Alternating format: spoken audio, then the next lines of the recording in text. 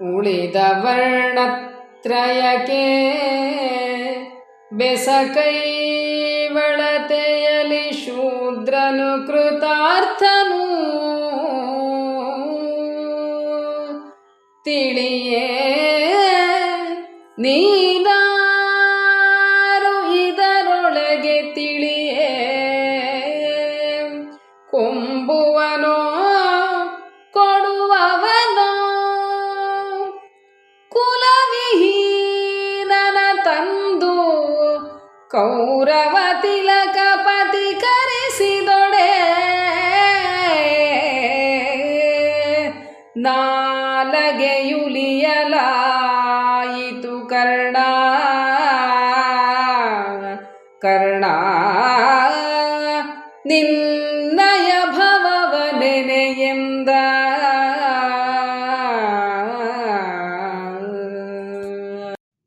ಎಲ್ಲರಿಗೂ ನಮಸ್ಕಾರ.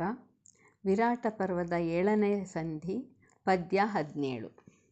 ಅಶ್ವತ್ಥಾಮನು ವರ್ಣಾಶ್ರಮದ ಬಗ್ಗೆ ಕರ್ಣನಿಗೆ ಹೇಳುತ್ತಾ ಇದ್ದಾನೆ. ಇನ್ನೂ ಮುಂದುವರೆದು ಹೇಳ್ತಾ ಇದ್ದಾನೆ.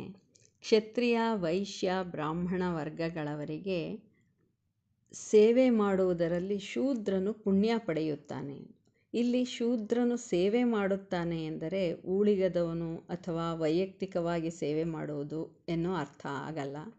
ಒಂದು ಸಮಾಜಕ್ಕೆ ಬೇಕಾಗಿರುವ ಎಲ್ಲ ರೀತಿಯ ಕೆಲಸಗಳು, ಉದಾಹರಣೆಗೆ ಕೃಷಿ, ಹೈನುಗಾರಿಕೆ, ಅಂದಿನ ಕಾಲಕ್ಕೆ ಅಗತ್ಯವಿದ್ದ ಕೆಲಸಗಳು ಅಂದರೆ ರಥ ಕಟ್ಟುವುದು, ಶಸ್ತ್ರಾಸ್ತ್ರಗಳನ್ನು ಮಾಡಲು ಬೇಕಾದ ಸಾಮಗ್ರಿಗಳನ್ನು ಒದಗಿಸುವುದು, ಕುದುರೆ ಆನೆಗಳ ಜವಾಬ್ದಾರಿ, ಇನ್ನು ಅನೇಕ ಸಮಾಜಮುಖಿ ಕೆಲಸಗಳನ್ನು ಶೂದ್ರ ಉಳಿದ ಎಲ್ಲ ವರ್ಣದವರಿಗೂ ಸಹಾಯ ಮಾಡೋ ರೀತಿಯಲ್ಲಿ ಮಾಡ್ತಾ ಇರ್ತಾನೆ. ಈ 4 ವರ್ಣಾಶ್ರಮದಲ್ಲಿ ನೀನು ಯಾರಪ್ಪ ಎಂದ್ಬಿಟ್ಟು ಕರ್ಣನ್ ಕೇಳ್ತಾನೆ. ಕೊಡುವವನು, ತೆಗೆದುಕೊಳ್ಳುವವನು ಎಂದ್ಬಿಟ್ಟು. ಕುಲಹೀನನಾದ ನಿನ್ನನ್ನು ಕೌರವ ಸಿಂಹಾಸನದ ಮೇಲೆ ಕೂರಿಸಿದಾನಲ್ಲ, ಅಂದರೆ ಕರ್ಣನ ದುರ್ಯೋಧನ ಅಂಗದೇಶದ ರಾಜನನ್ನಾಗಿ ಮಾಡಿದ್ದಾನೆ.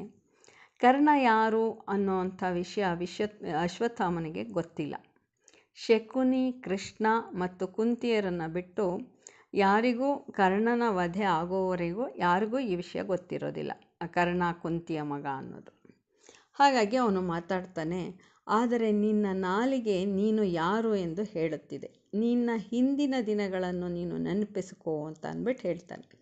ಎಲ್ಲದಕ್ಕೂ ಒಂದು ಯೋಗ್ಯತೆ ಅನ್ನೋದಿರಬೇಕು. ಬೇರೆಯವರು ನಮ್ಮನ್ನು ಹೊಗಳಿದ್ರೆ ಮರ್ಯಾದಸ್ಥರು ನಾಚ್ತಾರೆ. ಆದರೆ ನಿನ್ನನ್ನೇ ನೀನು ಹೊಗಳ್ಕೊತಾ ಇರ್ತೀಯ. ಸುಮ್ಮನೆ ಮಾತನ್ನು ಮುಂದುವರಿಸಿದ್ರೆ ನಿನ್ನ ನಾಲ್ಗೆನ ಸೀಳ್ಬಿಡ್ತೀನಿ. ಕೌರವನಿಗೆ ನನ್ನ ಮೇಲೆ ಕೋಪ ಬಂದು ನನ್ನನ್ನು ರಾಜಸಭೆಯಿಂದ ಆಚೆಗೆ ಕಳಿಸಿದ್ರೂ ಪರವಾಗಿಲ್ಲ, ನೀನು ಹೀಗೆ ಎಲ್ಲರನ್ನೂ ಅವಹೇಳನ ಮಾಡ್ತಾ ಇರ್ತೀಯ ಅಂತ ಅಂದ್ಬಿಟ್ಟು ಅಶ್ವತ್ಥಾಮ ತನ್ನ ಕತ್ತಿ ಹಿಡಿದು ನಿಂತುಬಿಡ್ತಾನೆ. ಆಗ ಪರಿಸ್ಥಿತಿ ತುಂಬ ಬಿಗಡಾಯಿಸುತ್ತಲ್ಲ. ಆವಾಗ ದುರ್ಯೋಧನ ಏನು ಮಾಡ್ತಾನೆ? ಅವನು ಇಬ್ಬರೂ ಬೇಕು ಅವನಿಗೆ. ಇಬ್ಬರನ್ನೂ ಅವನು ಸಮಾಧಾನ ಮಾಡ್ತಾನೆ. ಹೇಗೆ ಮಾಡ್ತಾನೆ ನೋಡೋಣ ಅದನ್ನು. ಆಳು ಮತ್ಸರದಧಿಕ ರೋಷದ ಮೇಲು ನುಡಿಯಂಕುರಿಸೆ ಕುರುಭೂಪಾಲನಿಬ್ಬರ ತೆಗೆದನು ಉಚಿತೋಕ್ತಿಯಲಿ ಸಂತೈಸಿ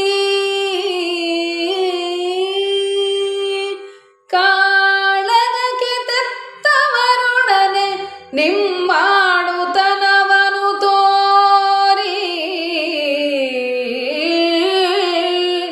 ಒಳಗೊಳಗೆ ಆಳುವಾಸಿಯ ತೋಟಿ ಬೇಡೆಂದು ಅರಸ ಮಾಡಿಸಿದ.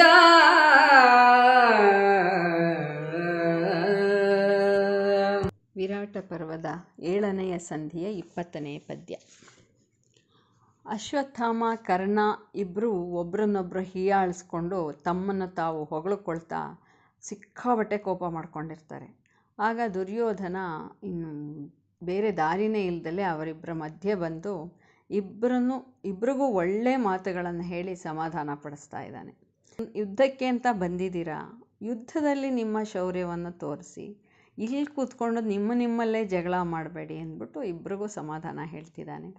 ರಾಜ ಅಥವಾ ಯಜಮಾನ ಇಲ್ಲ ಮುಖಂಡನಾದವನು ಯಾರಾದರೂ ಸರಿ ಎಲ್ಲರನ್ನೂ ಜೊತೆಯಲ್ಲಿ ಕರ್ಕೊಂಡು ಹೋಗಬೇಕು. ಅದು ಅವನ ಕರ್ತವ್ಯ. ಒಳ ಜಗಳನೆಲ್ಲ ಅಲ್ಲಲ್ಲೇ ಬಿಟ್ಟು ಎಲ್ಲರೂ ಒಟ್ಟಾಗಿರಬೇಕು. ಇಲ್ಲಾಂದರೆ ಅವರವರಲ್ಲೇ ಪಂಗಡಗಳಾದರೆ ಇನ್ನು ಶತ್ರುಗಳ ಜೊತೆ ಯುದ್ಧ ಮಾಡೋದು ಹೇಗೆ? ಅದನ್ನೇ ದುರ್ಯೋಧನ ಇವಾಗ ಮಾಡ್ತಾ ಇದ್ದಾನೆ.